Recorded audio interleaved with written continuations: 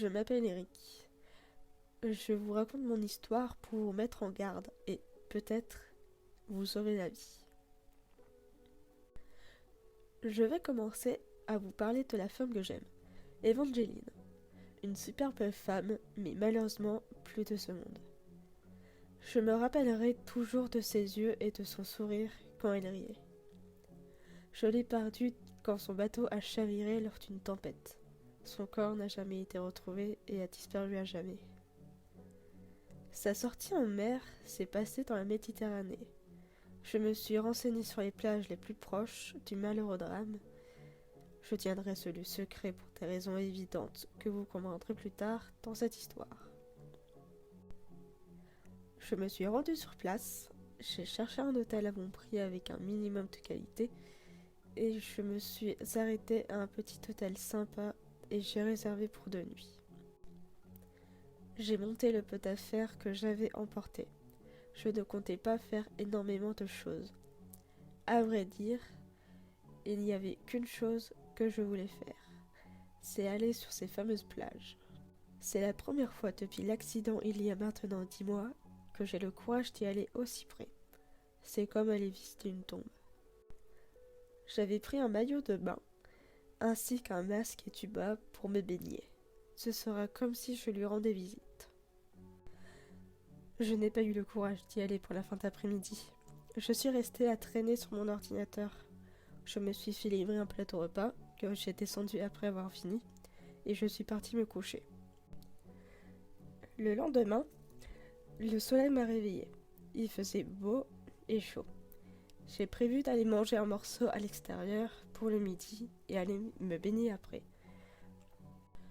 Je suis allée à la salle de repas de l'hôtel pour me chercher un croissant au matin. Je suis allée à la réception pour demander comment aller aux plages qui m'intéressaient. Le réceptionniste m'a fourni un plan et je suis partie avec ma voiture et mes affaires de plage. En arrivant, j'ai remarqué qu'il y avait une paillote sur la plage. J'y suis allée. Bonjour, qu'est-ce que je vous sers? J'ai commandé un petit plat. Quand j'ai eu le courage, je suis allée au bout de la plage et j'ai étendu ma serviette au sol. La plage était bondée, mais cette partie était plus calme. Quand j'ai eu le courage après m'être décidée, je me suis préparée, j'ai mis mon masque et mon tuba et je suis allée dans l'eau. Je me suis sentie plus proche d'elle, plus que ces 10 derniers mois, presque autant que quand elle était encore présente. J'ai croisé beaucoup de poissons, ils étaient beaux. Si son âme hantait l'océan, elle ne devrait pas s'ennuyer. Je me suis rapprochée du bord de la falaise, m'éloignant de la plage. Le sable remontait et j'avais pied. Je m'avançais sur le sol lentement. Quand je sentais quelque chose en dessous, je balayais le sable et je trouvais un caillou ou un coquillage. J'ai même trouvé un crabe. Mais à un moment, mon pied a touché quelque chose de bizarre. C'était un peu plus mou. J'ai secoué mon pied pour retirer le sable et j'ai réalisé que c'était un visage. Ça m'a effrayé, beaucoup effrayé. J'ai remis la tête dans l'eau pour voir ça. J'ai retiré plus de sable. Je n'arrivais pas à y croire. C'était Evangeline. C'était vraiment elle. Son visage n'avait pas l'air vivant, mais il était quand même animé. Sa peau était grippotée, un sourire démoniaque et des yeux grands ouverts qui me regardaient fixement, comme si elle me voulait du mal. D'un seul coup, elle m'a attrapé la cheville.